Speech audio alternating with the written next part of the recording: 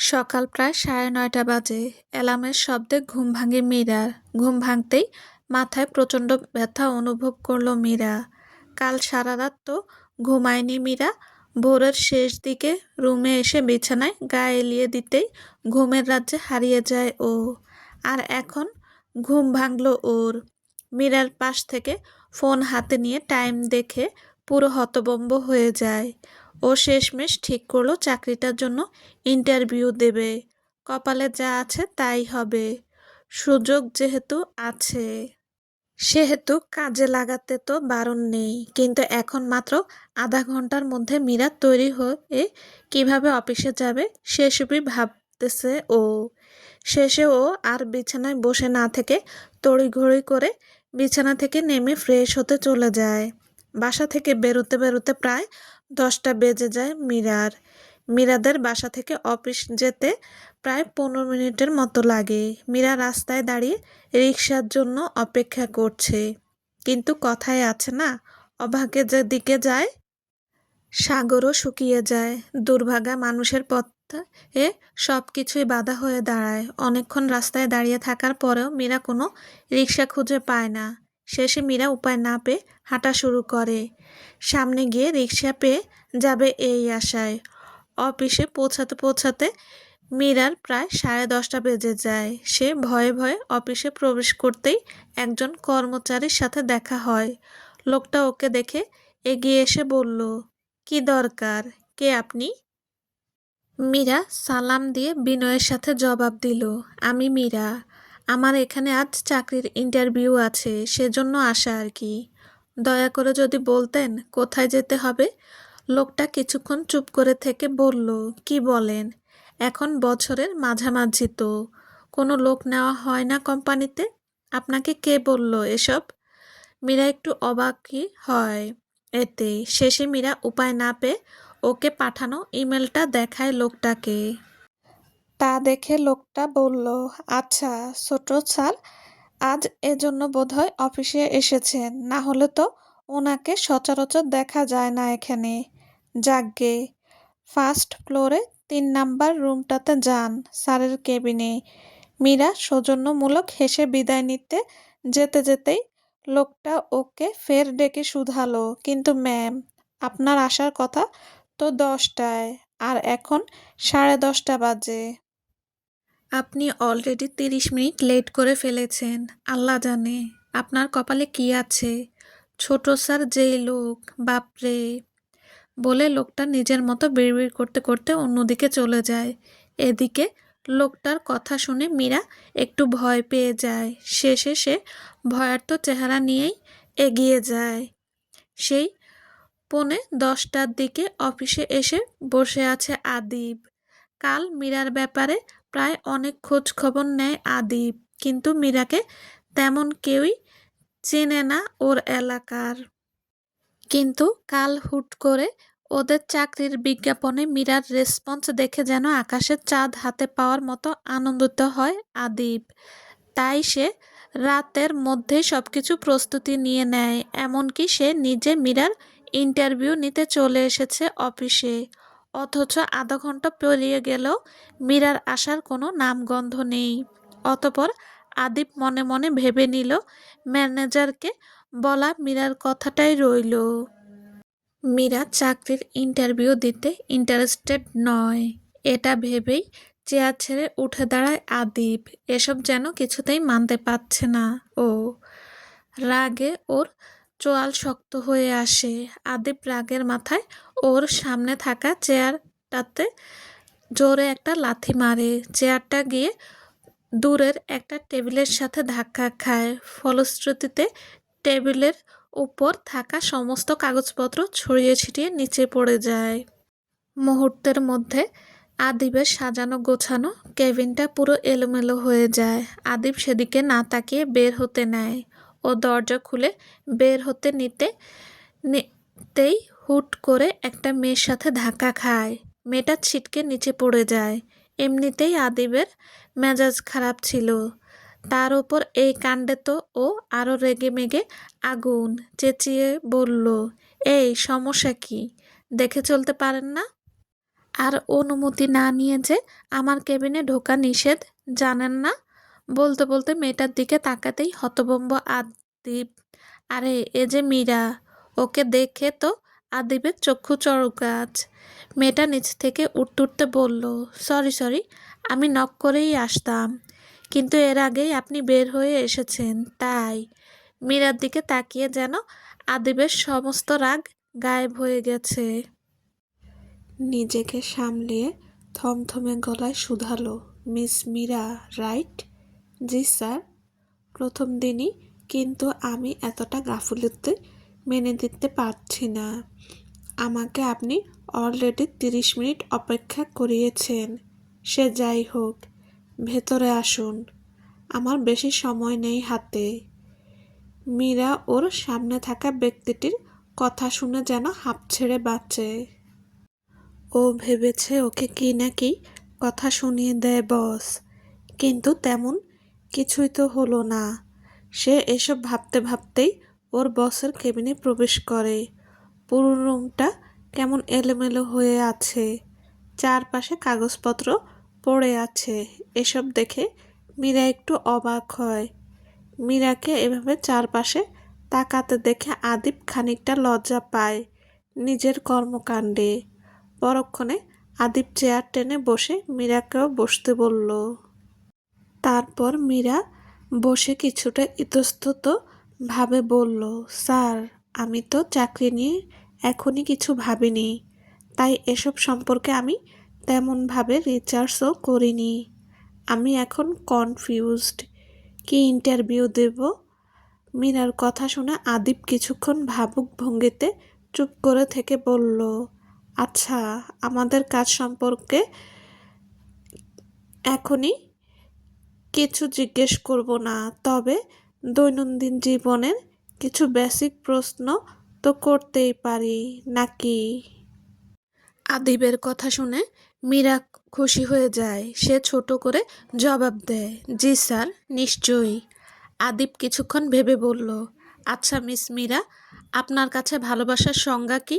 আদিবের প্রশ্নে মীরা কিছুটা অপ্রস্তুত হয়ে পড়ে।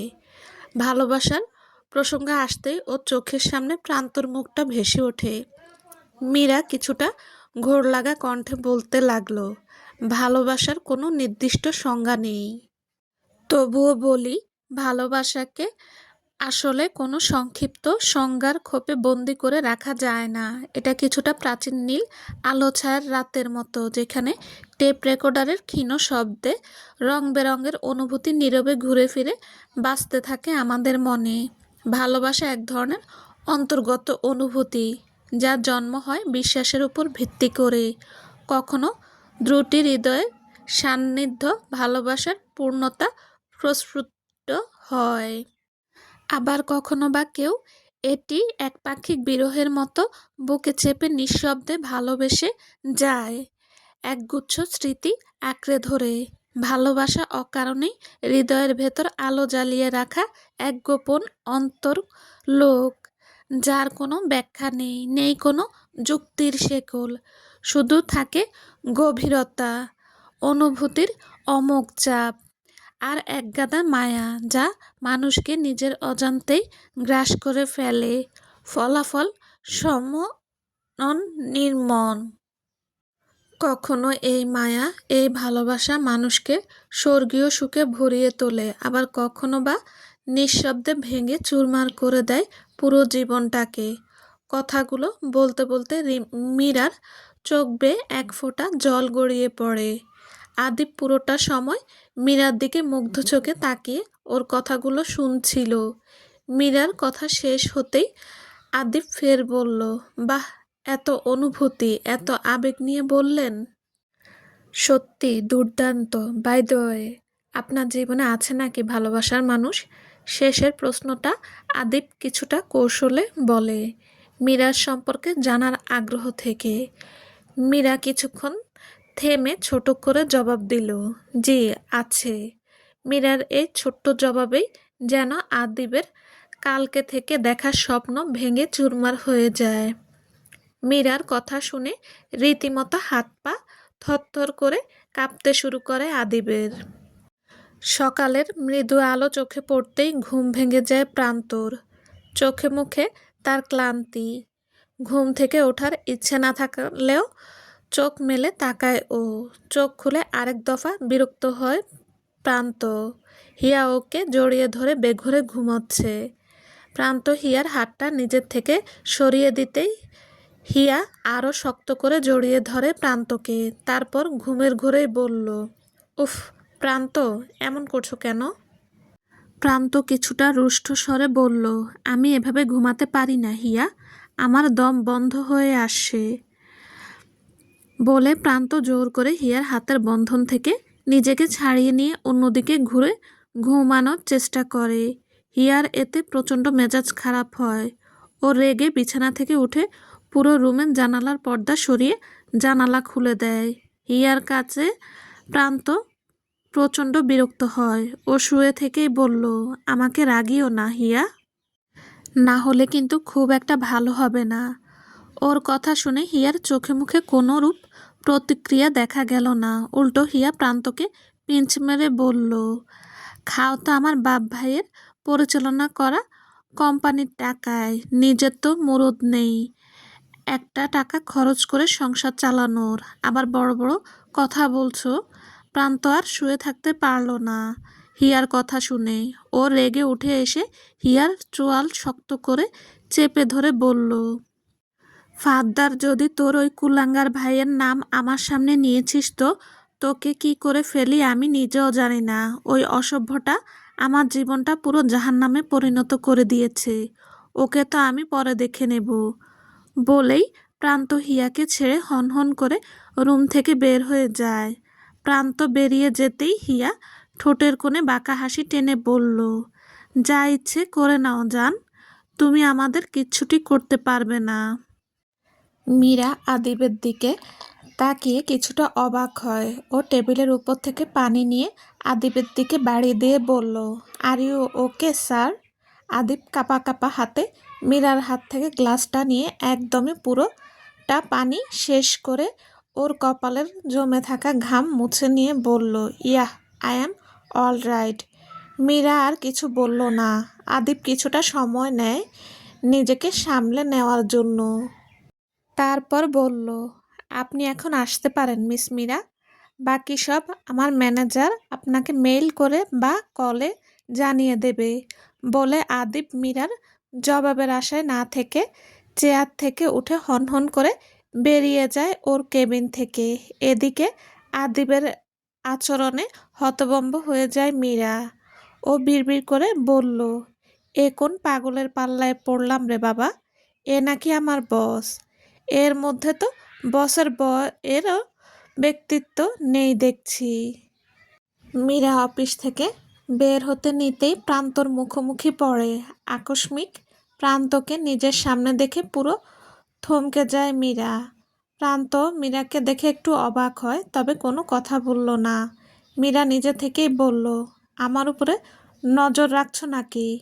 আমার দিন এতই খারাপ যাচ্ছে না, তোমার মতো মেয়ের উপর নজর রাখতে হবে। মনে রেখো, প্রান্ত এক্সপায়ার জিনিসের দিকে ফিরেও তাকায় না। এর মধ্যে একজন কর্মচারী মীরার দিকে এগিয়ে এসে বলল, কোনো সমস্যা ম্যাম? মীরা বলল, না। লোকটি ফের বলল, স্যার বলল আপনাকে বাসায় পৌঁছে দিতে, চলুন। লোকটার কথায় মীরা আর প্রান্ত দুজনেই অবাক হয়। মীরা জিজ্ঞাসু দৃষ্টিতে লোকটার দিকে তাকিয়ে বলল, কোন স্যার? কিসের স্যার? আর কেনই বা? লোকটা মিনমিন করে বলল, ছোট স্যার বলল ম্যাম। প্রান্ত দু হাতে জোরে তালি দিয়ে কটাক্ষ করে বলল, বাহ রে আমার সত্যি সাবিত্রী স্ত্রী, এ তার পরিচয়, নোংরামি করে বেড়াচ্ছে রাস্তাঘাটে। প্রান্তর কথা শুনে রাগে মীরার কান গরম হয়ে যায়। ও সজোরে প্রান্তর গালে একটা চড় দিয়ে বলল, এই চড়টা তুমি ডিজার্ভ করো। আর শোনো, আমি তোমার কিসের স্ত্রী? হ্যাঁ, কোন অধিকারে তুমি আমাকে স্ত্রী বলছো? লজ্জা লাগছে না? সেদিন তো খুব ডিভোর্স পেপারে সাইন করে দিয়েছো, আবার আসো আমার ব্যক্তিগত জীবন নিয়ে কথা বলতে। প্রান্ত ওর গালে হাত দিয়ে অবাক কণ্ঠে বলল, মীরা, মীরা চেঁচিয়ে বলল, খবরদার, তুমি তোমার ওই মুখে আমার নাম নিবে না। আর সবাইকে নিজের মতো ক্যারেক্টারলেস ভেবো না দয়া করে।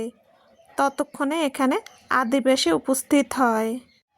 মীরা আর প্রান্তর পুরো কথোপকথন শুনে অবাক হয়ে যায় ও। আদিব পরিস্থিতি সামাল দিতে বলল, কি হচ্ছে এখানে? আদিবকে এখানে দেখে মীরা শান্ত হওয়ার চেষ্টা করে, তবুও পারছে না। ওর রীতিমতো রাগে কাঁপছে। প্রান্তকে চিনতে অসুবিধা হয় না আদিবের, তবুও চুপ থাকে। কিন্তু ও অবাক হয় এটা ভেবে, মীরার প্রাক্তন স্বামী হলো সামনে দাঁড়িয়ে থাকা ছেলেটি। আর মীরা একজন ডিভোর্সি নারী। আদিবের যেন এসব মাথার উপর দিয়ে যাচ্ছে। আদিব মীরার দিকে তাকিয়ে বলল, আপনি গিয়ে গাড়িতে বসুন মিস মীরা, আপনাকে নিরাপদে বাসায় পৌঁছে দেওয়া হবে। এটা সিন ক্রিয়েট করার জায়গা না। মীরা মেনে নেয় আদিবের কথা। ও মূলত প্রান্তের উপর রেগেই গাড়িতে গিয়ে উঠে বসে। মীরা চলে যেতেই প্রান্ত বলল, এই তুই বারবার আমাদের মধ্যে আসিস কেন? হ্যাঁ, কি সম্পর্ক তোর মীরার সাথে? ওর গোপন প্রেমিক নাকি? আদিব মেকি হেসে বলল, তোর দেখছি আবার মার খাওয়ার শখ জেগেছে। তা যে মেয়েকে ডিভোর্স দিয়ে দিয়েছিস, তার পেছনে এমন কুত্তার মতো ছুটছিস কেন? আর আমি ওর প্রেমিক হলেও বা তোর কি? প্রান্ত ক্ষিপ্ত স্বরে বলল, এটা আমার আর মীরার মধ্যকার ব্যাপার। নেক্সট টাইম ওর পাশে ঘেঁষার চেষ্টা করবি তো খুব খারাপ হবে। আদিবের প্রচণ্ড রাগ হয় প্রান্তর কথা শুনে। ও প্রান্তর গালে একটা চড় দিয়ে বলল, কি করবি না হলে? দুই নৌকায় পা দেওয়ার চেষ্টা করিস না, এর ফল খুব ভালো হবে না। আমি মীরার সাথে যা ইচ্ছা তাই করব। তোর কোনো অধিকার নেই ওকে নিয়ে আর কোনো কথা বলার। Mind it. নিজের নতুন শিকারকে নিয়ে থাক, সুরের বাচ্চা। প্রান্তর আগে আদিবের শার্টের কলার চেপে ধরে বলল, তা বলার তুই কে রে? কে তুই? হ্যাঁ, মির্জা গ্রুপ অফ কোম্পানির মালিক আদিব মির্জা। তুই যার অফিসে দাঁড়িয়ে আমার কলার চেপে ধরেছিস, ওর আমার বাপ লাগে। বাপ বলেই আদিব নিজের কলার থেকে প্রান্তের হাতটা ছো মেরে সরিয়ে দিয়ে ডোন্ট কেয়ার ভাব নিয়ে বেরিয়ে যায় অফিস থেকে। মীরা গাড়িতে বসে আছে। গাড়িতে কোনো ড্রাইভার নেই। কিন্তু আদিব তো বলল যে ওকে বাসায় পৌঁছে দেওয়া হবে। তাহলে কোথায় গেল গাড়ির ড্রাইভার?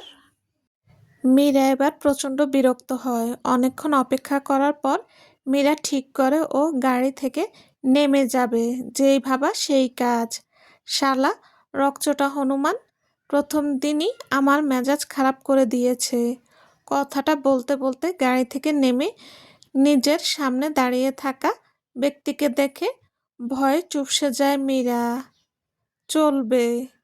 আসসালামু আলাইকুম, আমি রেশমি বলছি। যদি আমার গল্প ভালো লাগে তাহলে অবশ্যই একটি লাইক করে যাবেন, প্লিজ প্লিজ।